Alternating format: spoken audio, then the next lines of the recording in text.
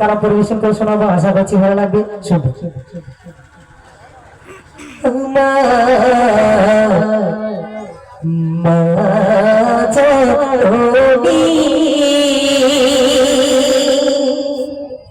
কেমনে দেখবো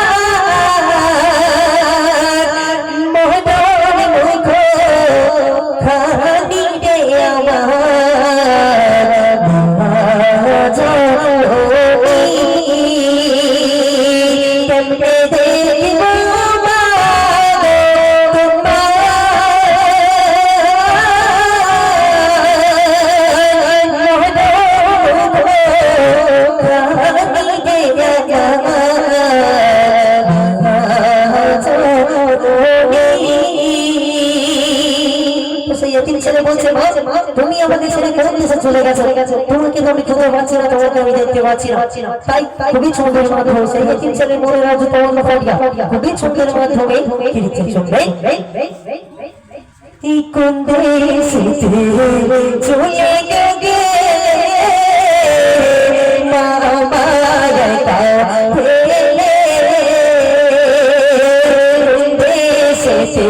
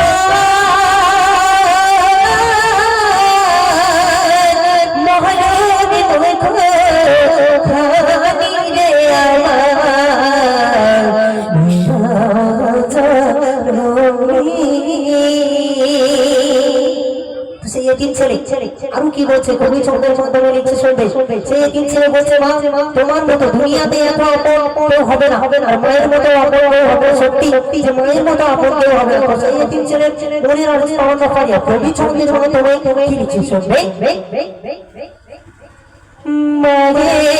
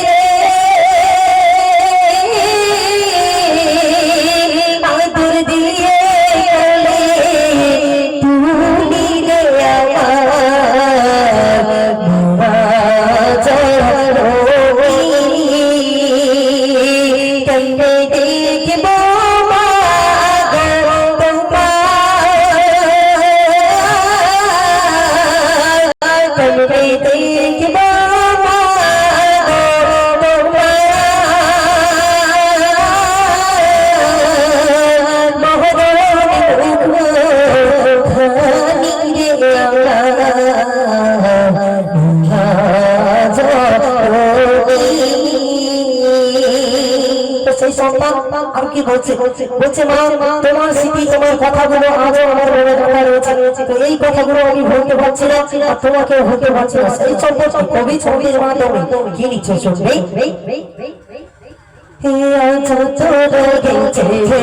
স্মৃতিতে গাথা মাগো তোমারি কথা বলছে আজ কত গেছে স্মৃতিতে গাথা মাগো তোমাদের কথা স্বপ্নে দেখি তোমার মুখের হাসি স্বপ্নে দেখি তোমার মুখের হাসি অচর নয়ন জলে ভাসি রে আমার চরণী কেমনে দেখিব মাগো তোমার কেমনে দেখিব মাগো তোমার মোহন মুখো রানী রে আমার জননী সর্বশেষ কথা আমার সঙ্গে কবি কবি কি লিখছে শুনবে সেই সন্তান বলছি আল্লাহ পাক আমার মা তো এই দুনিয়া থেকে চলে গেছে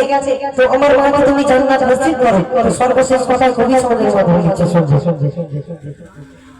জান্নাত নসিব করো গো মায়ে এই কামনা রাখি ও খোদা জান্নাত নসিব করো গো মায়ে এই কামনা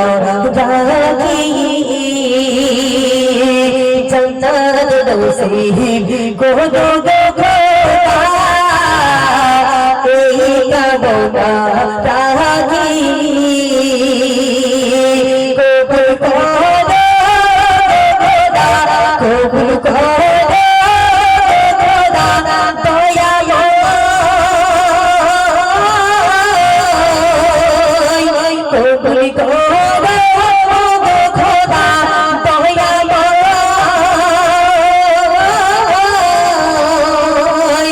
এমনিয়ে জ্বলি তোমার ডাকি রে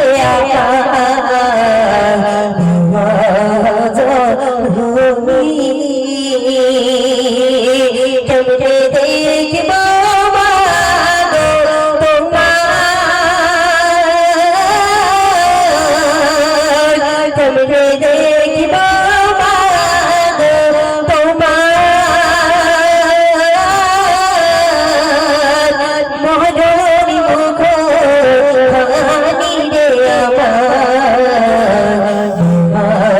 জননী